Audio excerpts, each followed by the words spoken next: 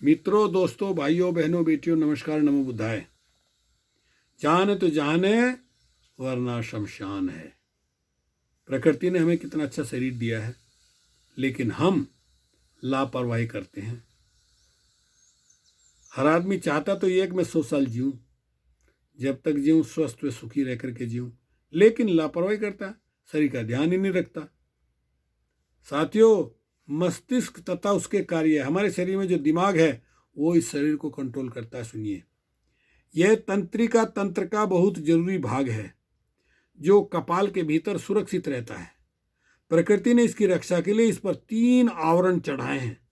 सबसे बाहरी आवरण को मजबूत तंत्रिका कहते हैं। यह बहुत अधिक घने तंतुओं से बना होता है। बीच के आवरण को जाल तंत्रिका कहते हैं।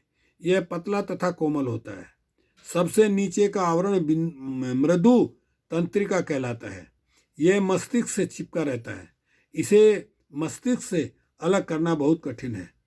मस्तिष्क में बहुत सी धारियां होती हैं। इसमें गहराई को विदर तथा उभार को लहरिकाएं कहते हैं। मृदु तंत्रिका मस्तिष्क से चिपका रहने के कारण उसकी फिशर में घुसा रहता है। अन्य दोनों आवरण विदरों में नहीं होते, वरन ये ऊपर रहते हैं। बीच के आवरण से दोनों तरफ ऊपर नीचे एक तरह का तरल पदार्थ भरा रहता है।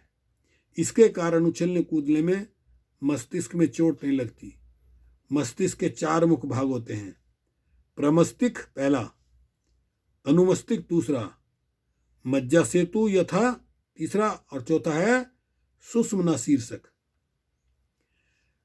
प्रमस्तिष्क संवेदनाओं को अनुभव करने, इच्छा या संकल्प करने, याद रखने, शारीरिक कार्यों का संचालन करना आदि का कार्य करता है। इसी के द्वारा हमें अपने आसपास की वस्तुओं की जांच परख की शक्ति प्राप्त होती है। अनुमस्तिष्क नीचे की तरफ होता है।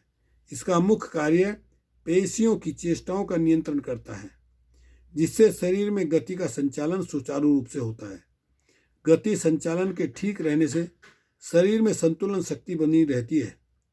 चलना, दौड़ना आदि इसी से होता है।